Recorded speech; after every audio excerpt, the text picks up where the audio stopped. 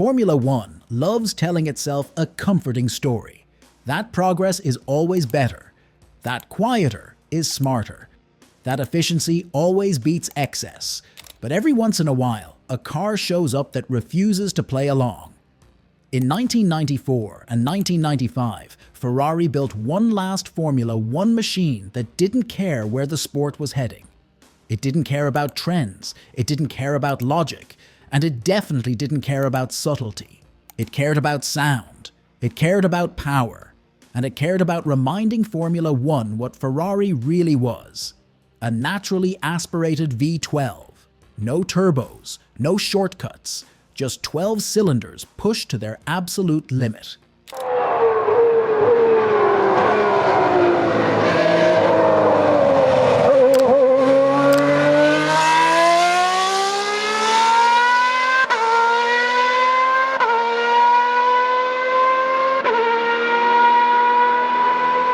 And here's the part people don't like admitting. Ferrari didn't fail in the mid-90s because they were slow. They failed because they were almost good enough. And almost is the cruelest word in racing. Welcome back to Hidden Car Gems, the channel where we talk about cars that make absolutely no sense. Today we're diving into the Ferrari 412T1 and 412T2, the last Ferrari Formula One cars powered by a V12. Cars that were fast, emotional, exhausting, and stubborn enough to go down screaming. By the early 1990s, Ferrari was lost. Still iconic, still feared, but painfully inconsistent. Williams was cold and efficient. McLaren was precise and clinical. Benetton was sharp, aggressive, and ruthless. Ferrari was none of those things. Ferrari was loud, emotional, and constantly under pressure to justify its own legacy. Every decision was made under a microscope. Every failure felt heavier than it did for any other team. Where other teams optimized concepts, Ferrari chased identity. They weren't just trying to win races. They were trying to prove they still belonged at the top of Formula One. That mindset shaped everything about the 412T1. Jean Todt arrived to bring order. John Barnard returned to modernize the cars. And behind the wheel sat two drivers who felt everything, Jean Alesi and Gerhard Berger. Alesi drove on instinct and emotion, every lap like it mattered personally. Berger drove with experience and defiance, calm on the surface, ruthless underneath. In 1994, Ferrari unveiled the 412T1. The name itself was a declaration. 12 cylinders, a transverse gearbox. Ferrari doing things the Ferrari way. The actual construction of the gearbox is different because it is a fabricated gearbox as opposed to a cast gearbox. Everything on the car has deflection. If we can control the deflection, ultimately we can arrive at more control of the wheel and therefore better grip. Under the bodywork lived a 3.5-litre naturally aspirated V12 that didn't whisper its power. It demanded attention. At a time when others chased compact V10 efficiency, Ferrari doubled down on excess. More cylinders, more friction, more fuel, but also more character. The V12 wasn't chosen because it was easy. It was chosen because Ferrari believed it was right. More cylinders meant smoother power delivery, higher rev limits, a broader power band that rewarded commitment instead of patience. Where V10 engines were compact and efficient, the V12 was demanding. It needed more cooling, more fuel, more space. And in Formula One, needing more of anything was already a disadvantage. But Ferrari accepted that trade-off willingly. Because this engine didn't flatter the driver, it exposed them, it demanded precision, it punished hesitation, and when driven properly, it rewarded bravery with relentless acceleration. As the season progressed, Ferrari kept pushing it harder, stronger internals, more aggressive tuning, higher revs. By the end of the year, the engine was producing well over 800 horsepower, and doing it the hard way. And when it reached full song, the sound wasn't elegant. It was sharp, relentless, and tense, like the engine itself was under strain just to stay alive. The 412T1 was genuinely quick, fast enough to fight for poles, fast enough to dominate straights, fast enough to make rival engineers uncomfortable. And at Hockenheim, it finally came together. Gerhard Berger won. Ferrari's first victory in 4 long years.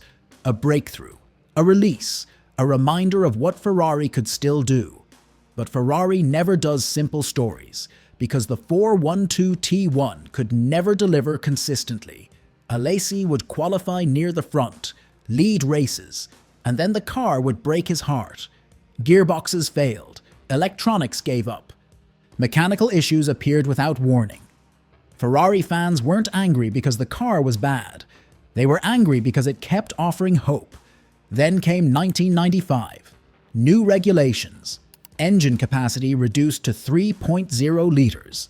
Most teams adjusted calmly, trimming cylinders and embracing balance. Ferrari refused to compromise. They kept the V12. The result was the 412T2. Shorter, tighter, and even more intense. Less displacement, but higher revs. Less margin for error. More aggression. By 1995, the writing was already on the wall.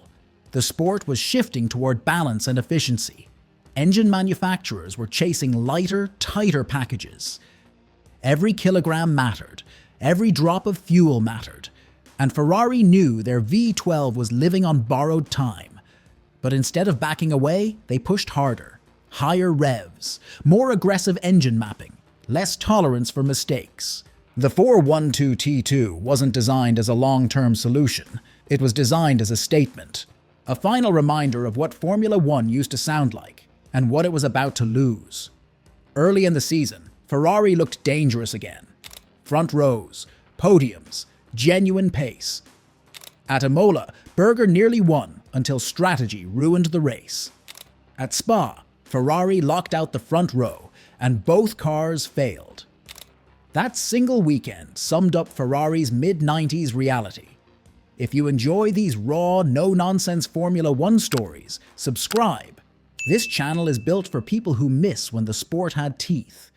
Then came the moment that defined everything. Canada, 1995. Jean Alesi won his first race, and it would be his only one. On his birthday, at the circuit named after Gilles Villeneuve, in Ferrari number 27. It was emotional. It was poetic. It was completely on brand for Ferrari. Alesi crossed the line overwhelmed, and then ran out of fuel on the cool-down lap. Michael Schumacher gave him a lift back to the pits.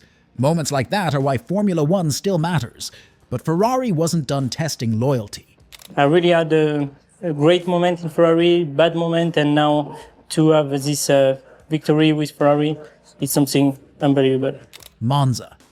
Home race. The Tifosi in full voice. Ferrari leading. And then something unbelievable happened. A television camera detached from Alesi's car. It struck Berger's Ferrari and destroyed his suspension. Ferrari eliminated itself with its own broadcast equipment. And just to complete the collapse, Alesi's car failed late in the race as well. Double retirement. At home. Painful. Unavoidable. Pure Ferrari. What often gets forgotten is this. The 412T2 wasn't outdated. It wasn't slow. It wasn't irrelevant. It had pace. It took poles. It set fastest laps. But Formula One had moved on. Efficiency beat emotion. Lightweight designs beat excess. V10 logic replaced V12 passion. Ferrari knew it. That's why the 412T2 feels like a farewell. The last Ferrari V12. The last time sound mattered in a title fight. The last moment Ferrari chose character over convenience. After 1995, the page turned. New engines, new philosophy, a new future. But the 412T1 and 412T2 remained something special. Not champions, not flawless, just honest. Because dominance fades. Statistics blur, but heartbreak stays. If you're still watching, thank you. This channel exists because people still care about machines like this. Cars that weren't just fast, but demanded respect. Subscribe if you want more stories like this. Because Formula One didn't just lose the V12, it lost part of its spine. and Ferrari was the last team stubborn enough to let it scream all the way out.